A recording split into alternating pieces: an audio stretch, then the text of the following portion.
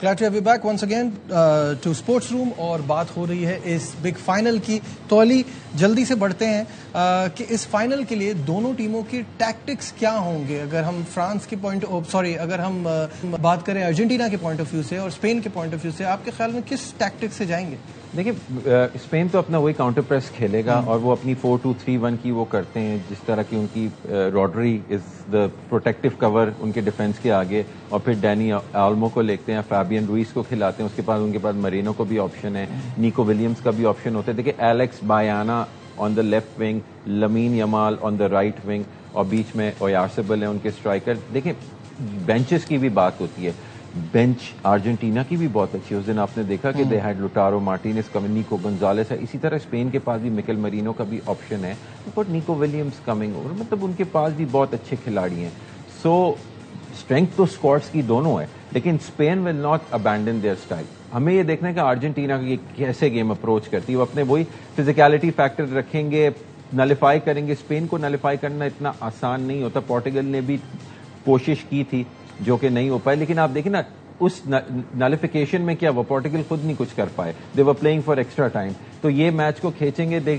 Usually they try to tire teams out psychologically and physically Argentina, اور then they come into the game late آن.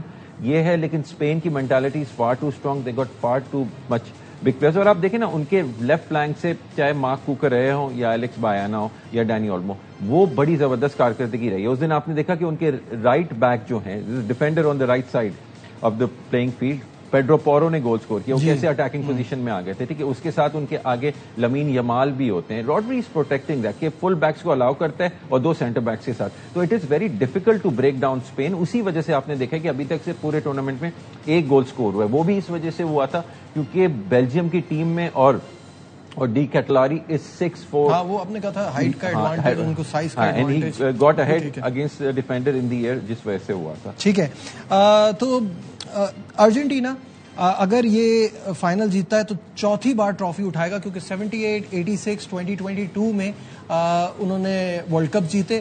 جیسے میں نے بتایا کہ ایک ہی بار 2010 میں جیتا ہے اسپین. تو پاس جی علی مجھے یہ بتائیے, اب فائنل تھاٹس کا ٹائم آ گیا ہے. مجھے یہ لگتا ہے کہ اسپین کلیئر فیوریٹس ہے before the start of the final. جیسے آپ نے کہا کہ کچھ بھی ہو سکتا ہے اس بگ گیم میں. جب دونوں ٹیمیں یہاں تک پہنچی ہیں تو آبویسلی صلاحیت تو ہے. آپ کیا کہتے ہیں؟ بالکل صلاحیت ہے, اور ارجنٹینا کی team plays for Argentina but they also play for Messi. آپ دیکھیں نا اس دن جب گول سکور ہوا ہے لوٹارو مارٹینز کا, تو آل وینٹ ٹو میسی کے, اس نے اسسٹ دی تھی. تو یہ اس کو مطلب کرتے ہیں, تو ان کا ٹیم اسپرٹ تو یو کین ناٹ ڈینائی. لیکن آبویسلی آن دا ڈے کوئی ٹیم کیا کرتی ہے, اسپین کے پاس بہت زیادہ کوالٹی. آئی فیل کہ اٹ ول بی 3-0 اور 3-1 ٹو اسپین. 3-0 اور 3-1 ٹو اسپین ایسا ہونا چاہیے. And this match should end in 90 minutes. اس کو ایکسٹرا ٹائم میں نہیں جانا, ورنہ ایڈوانٹیج ارجنٹینا ہوگا. ٹھیک ہے, فائنلی ایک ایسا گیم جو ہم سب چاہتے ہیں, بلکہ ہم سب کو لگتا ہے کہ بہت ہی یوزلیس ہوتا ہے. اور امیجن کہ پلیئرز کو کیا فیل ہوتا ہوگا. دا تھرڈ پوزیشن میچ, تھوڑی سی اس پہ بھی بات کر لیتے ہیں. تھرڈ پوزیشن کے لیے وہ ٹیمیں جو فائنل کی امید لگائے بیٹھی تھی, فرانس اور انگلینڈ.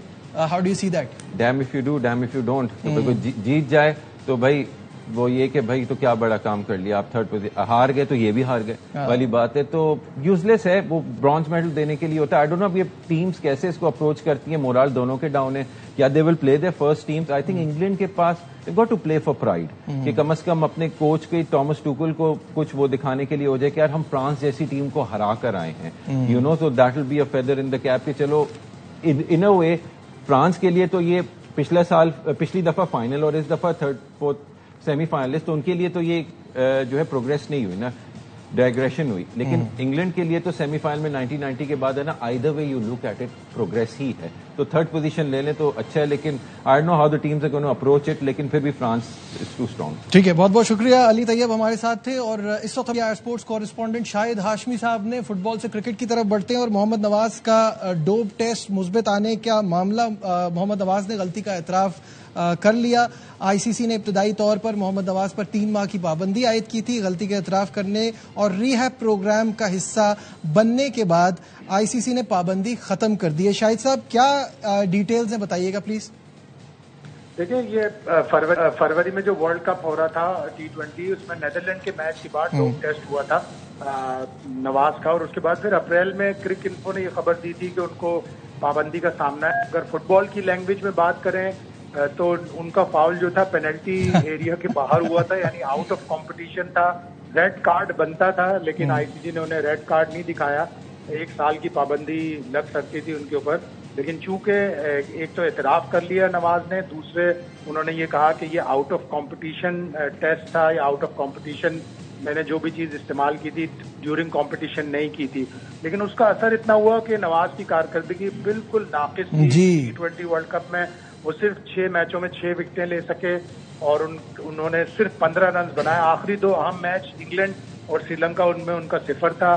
اب وہ جو کیمپ لگا ہے ورلڈ کپ کی تیاریوں کا اس کا بھی حصہ نہیں ہے. اس کا مطلب ہے کہ اس فاؤل نے ان کے کریئر کو کافی بری طرح متاثر کافی ڈینٹ کیا ہے. بالکل صحیح ہے. شاہد صاحب آپ کی موجودگی کا فائدہ اٹھاتے ہوئے تھوڑی پاکستان ٹیم کی بھی بات کر لیتے ہیں کہ ویسٹ انڈیز میں پہلا پریکٹس سیشن ہوا. ہیڈ کوچ سرفراز، بیٹنگ کوچ اسد شفیق، بالنگ کوچ عمر گل کی نگرانی میں کھلاڑیوں نے ذرا سینیریو بیس پریکٹس بھی کی. کیا اپڈیٹس ہیں؟ بالکل ایسا ہی ہے کہ پریکٹس پاکستان ٹیم کی جاری ہے. کل سے وہ 4 روزہ میچ شروع ہوگا. ویسٹ انڈیز کرکٹ بورڈ کا یہ حال ہے کہ نہ انہوں نے ٹیم کا اعلان کیا، نام تک نہیں بتایا کہ وہ ٹیم ہوگی کون سی. اسی وینیو پر ہوگا جس پہ پاکستان نے پہلا ٹیسٹ میچ کھیلنا ہے. تو پاکستان ٹیم کی اپنی تیاریاں جاری ہیں. اور تھوڑا سا اس میں اضافہ کر دوں کہ نہ صرف بیٹنگ کوچ بلکہ سلیکٹر اسد شفیق، ویمنس ٹیم کے سلیکٹر اسد شفیق اور کراچی کی ہائی پرفارمنس سینٹر کے انچارج اسد شفیق نے ٹیم کے کھلاڑیوں کو بیٹنگ پریکٹس کرائی. چانسز کیا دیکھ رہے ہیں شاہد صاحب؟ آبویسلی جب یہ قریب آنے لگے گا تو اس پہ بیٹھ کے ڈیٹیل میں بات کریں گے، لیکن ابھی اس وقت آپ سے پوچھا جائے، کیونکہ ہمارے یہاں تو یہ کہا جا رہا ہے اور خود بورڈ کی طرف سے ہائی آفیشل یہ کہہ رہے ہیں کہ ایک بھی جیت جائیں تو بڑی بات ہے. دیکھیے ویسٹ انڈیز اتنی مشکل جگہ نہیں ہے. اگر پاکستان کی بیٹنگ چل گئی تو بیٹنگ دونوں کی تقریباً ایک جیسی ہے. اگر بیٹنگ میں پاکستان جیت گیا، زیادہ اسکور کر دیا، تو پاکستان یہ سیریز بھی جیت سکتا ہے. 2022 میں ہم نے جو آخری سیریز کھیلی تھی، ایک ٹیسٹ میچ ہم صرف 1 وکٹ سے یا 2 وکٹوں سے ہارے تھے، وہ بھی آخر میں جا کے کیمر روش نے رن کر دیے تھے جیڈن سیز کے ساتھ مل کر. تو ہم تھوڑی سی بیٹنگ اگر اچھی کریں گے، بڑے اسکور کریں گے، تو ہم یہ سیریز جیت بھی سکتے ہیں. ہم ابھی تک تو یہ مشکل نظر آ رہا ہے، اس لیے پاکستان کی بالنگ بھی اچھی خاصی ناتجربہ کار ہے. ٹھیک ہے، بہت بہت شکریہ. شاہد ہمارے ساتھ تھے اور ان دونوں چیزوں پہ اپڈیٹ کر رہے تھے. فی الحال آج کے پروگرام میں بس اتنا ہی. دیجیے اپنے میزبان نجیب الحسنین کو اجازت. اپنا بہت خیال رکھیے. اللہ حافظ.